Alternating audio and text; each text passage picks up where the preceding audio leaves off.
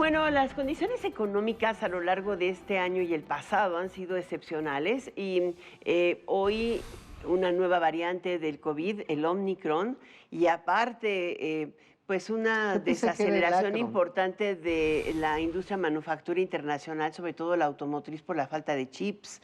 Y la tercera, un aumento en la demanda de bienes de consumo duradero ha hecho que la inflación, la economía y la perspectiva sea incierta. Sin embargo, hay factores locales que no podemos omitir. Decir que todo es culpa de los de afuera y nosotros nada más somos pobres víctimas. No, como que hay que entender ese entramado complicado de lo global, de lo nacional. Exactamente. Y bueno, tenemos en Zoom a Óscar Sandoval, nuestro compañero de la billetera. ¿Cómo estás, Óscar? Un gusto estar con ustedes y sumamente interesado por entender la perspectiva de la banca respecto a, pues, la perspectiva económica. No solamente la perspectiva económica, toda la de inflación. Por eso, muchísimas gracias a Rodrigo Brandt. Él es el presidente ejecutivo de la Asociación de Bancos de México. ¿Cómo estás, Rodrigo? Alice, Mauricio, Oscar, muchísimo gusto de estar con ustedes. Si alguien le Sí. entiende a los números es Rodrigo Pero Brandt. siempre lo he entendido, desde siempre. Bueno, por eso, ¿No? si alguien le entiende. Por favor que me hacen, ojalá. Oye, Rodrigo. Sí, que nos explique la inflación. Exacto, o sea, ¿dónde está el efecto nacional? ¿Dónde está el efecto internacional? Y más que preocuparnos, ¿cómo nos ocupamos?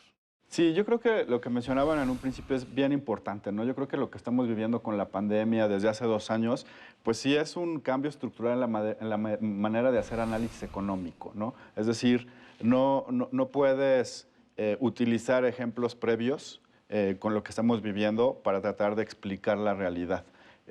Simplemente para poner un ejemplo, ¿no? Cuando nosotros en los bancos nos piden pruebas de estrés, ¿no? Para ver la calidad y la fortaleza del balance, pues la realidad es que nuestras pruebas de estrés, mucho más, digamos, estresadas, mucho más duras, pues quedaron sobrepasadas con lo que vivimos Sobre todo porque son de COVID. crisis, ¿no? Exactamente. Y tienen explicaciones distintas. Se Exacto. rompieron los parámetros Se de medición. rompieron los parámetros, ¿no? Entonces yo creo que hay que partir de eso para ver qué es lo que está viviendo.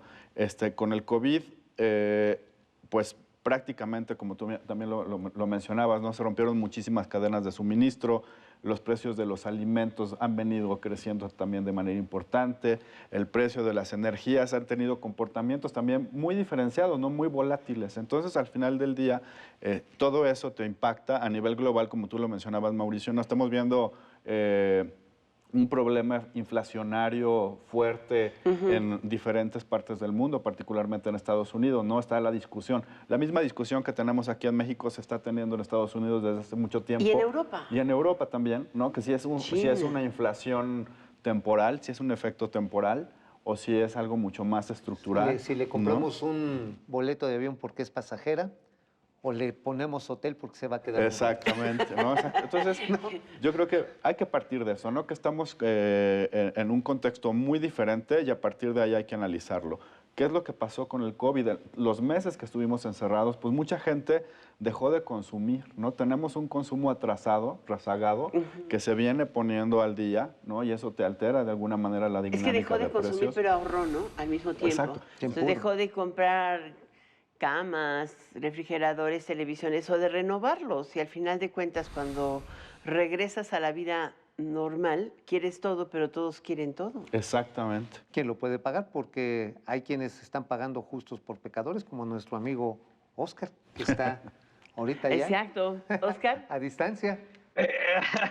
Es correcto. A mí, Rodrigo, me llama mucho la atención que México tiene un sistema bancario muy sólido. Inclusive, ahí podemos decir que vamos ganando respecto a otros países. ¿Por qué no nos platicas tanto del índice de capitalización como de cómo nos estamos comportando, pues, los consumidores y los usuarios de la banca respecto al crédito? Sí, eso también tiene que ver con lo que comentábamos en un principio, ¿no? O sea, la banca, incluso en México, pues vimos ese comportamiento diferenciado con el COVID. ¿Qué vimos? Pues que al principio de la pandemia, cuando vienen todas las restricciones, vimos un crecimiento muy importante en los depósitos, tanto de personas físicas como de personas morales, y por otro lado vimos un comportamiento muy diferente por el lado del crédito. Por lo que hace, ¿no? sobre todo de personas físicas, vino una contracción muy importante desde el principio. Sin embargo, por ejemplo, los grandes corporativos y las grandes empresas, al contrario, al principio de la pandemia jalaron todas sus líneas de liquidez y entonces vimos un incremento muy importante del crédito de corto plazo de empresas y corporativos, justamente para tener liquidez y poder operar a las empresas.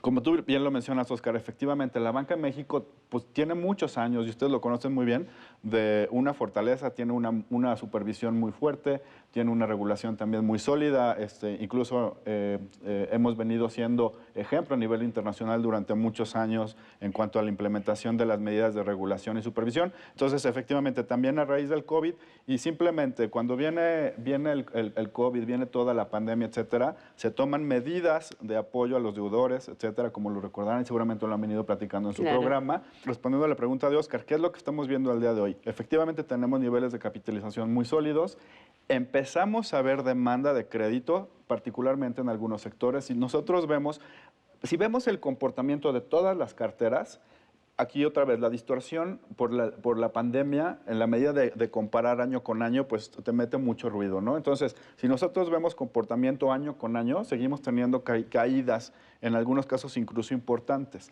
Sin embargo, si vemos el comportamiento mes con mes, ya tenemos, me podría decir, aproximadamente 6 o 7 meses, en donde ya la cartera se da la vuelta, tenemos una recuperación la cartera marginal. Comercial. Y prácticamente de todo, de personas físicas y la cartera comercial. ¿Cuáles son las que tienen mejor comportamiento? Por ejemplo, el crédito hipotecario prácticamente no cayó en la pandemia. Me sorprende. ¿Qué es lo que está pasando? Ni el en mercado? agropecuario. ¿Qué es Ni lo el que está agropecuario. pasando? Bueno, el agropecuario, porque de algo tenemos que comer. Pero hipotecario... No, yo creo que también fenómeno. tiene algo, es una opinión personal, ¿eh? No sé, me la vas a tener tú que argumentar o no, pero la cartera de crédito hipotecario y la cartera de crédito agropecuario sostuvieron de alguna manera los balances bancarios. La cuestión es el por qué. Por su calidad, porque finalmente la gente comíamos.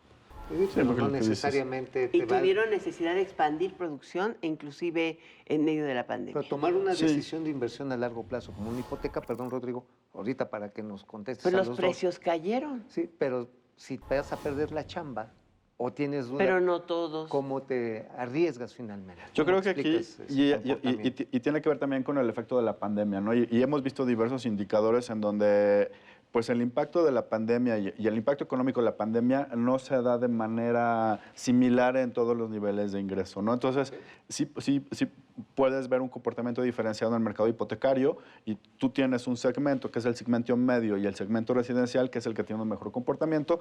¿Por qué? Porque como dice Alice, ¿no? A lo mejor había un exceso de oferta, los precios estaban bajando. ¿Por qué? Porque había gente que pues necesitaba hacerse de liquidez, entonces puso a la venta su vendió sus vivienda. casas más baratas. Y había gente que decía, bueno, pues este es un buen momento, yo tengo la certeza de que no me voy a quedar sin trabajo.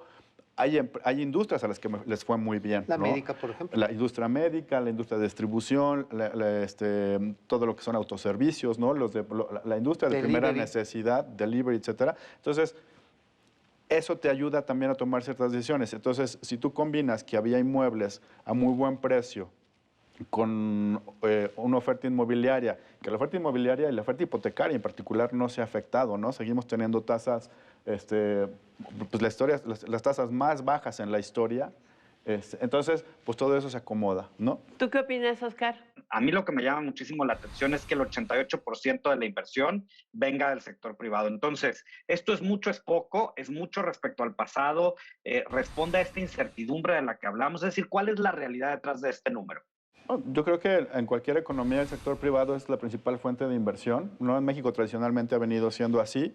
Aquí lo importante es, hay líneas, ¿no? Yo creo que hay una oportunidad enorme para seguir invirtiendo en este país. Hay industrias que se están desarrollando, ¿no? Y yo creo que hay que pensar a mediano y a largo plazo. Hay un tema fundamental que está ligado con la cartera de crédito, pero también con la evolución económica nacional y a nivel global, que tiene que ver con esta transición energética.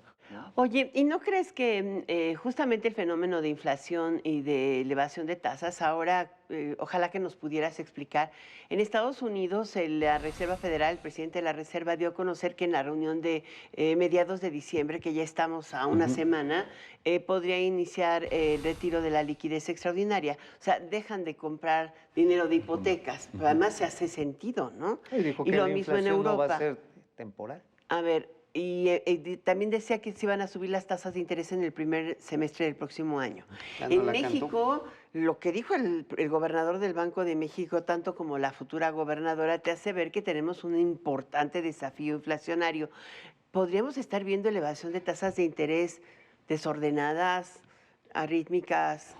No, Alice, yo creo que aquí partimos de un diagnóstico muy claro, ¿no? Efectivamente, estamos viviendo un proceso inflacionario que no veíamos desde hace muchos años, ¿no? Yo creo que estos niveles de inflación y sobre todo la posibilidad de que esta inflación perdure, pues no lo vemos desde hace muchísimos años. Entonces yo creo que el diagnóstico está ahí, yo creo que la autoridad monetaria lo tiene muy claro y el reto está en desarrollar una política de comunicación que efectivamente transmita ese grado de certidumbre en cuanto a las Rodrigo, expectativas. ¿podrías decir que ese reto de comunicación es de los inmediatos que tiene que afrontar la nueva Junta de Gobierno de Banco de México y la Nueva futura... Junta, la nueva, No, y la nueva gobernadora, ¿no? Tienen Sin que duda. aprender a transmitir con serenidad y con prudencia estas señales que ellos están viendo para que no se dé este momento que a todos nos afectaría. Sin duda, yo creo que, o sea, y lo vemos en todos lados, ¿no? Una parte muy importante de la política monetaria es la comunicación y cómo transmiten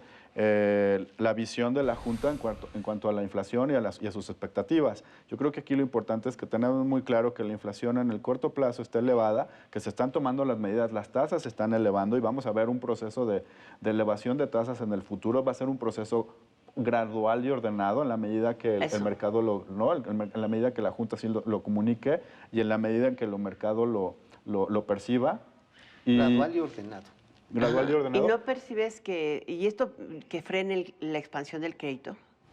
Yo creo que no, yo creo que, a ver, por un lado, y siempre lo hemos comentado, ¿no? Yo creo que México, dada la baja penetración bancaria, tenemos ahí una oportunidad de seguir creciendo y por lo mismo la tasa en general, o sea, en general vemos cierta inelasticidad, es decir, cierto poco impacto o un impacto marginal en cuanto a la demanda de crédito respecto a las tasas, ¿no? Porque además no es que estamos viendo crecimientos exponenciales. De ¿no? doble dígito. Exactamente. Entonces yo creo que la demanda está ahí, Pero esto sí se va a está en seguir torno al dando. dígito medio el crecimiento del crédito. 9.3% Sí, el no, hipotecario. no, claro, Digo, totalmente. El hipotecario, sí. Pero el general es como el 6%, ¿no? Sí, porque traes carteras que vienen cayendo todavía de manera importante. Por ejemplo, el crédito PYME, yo creo que ahí como banca tenemos un reto importante de ver cómo lo reactivamos, ¿no? Yo creo que es un reto que tenemos que también que verlo junto con la autoridad, porque el crédito PYME está bastante rezagado, pero yo creo que la demanda está ahí, ¿no? Yo creo que está ahí y entonces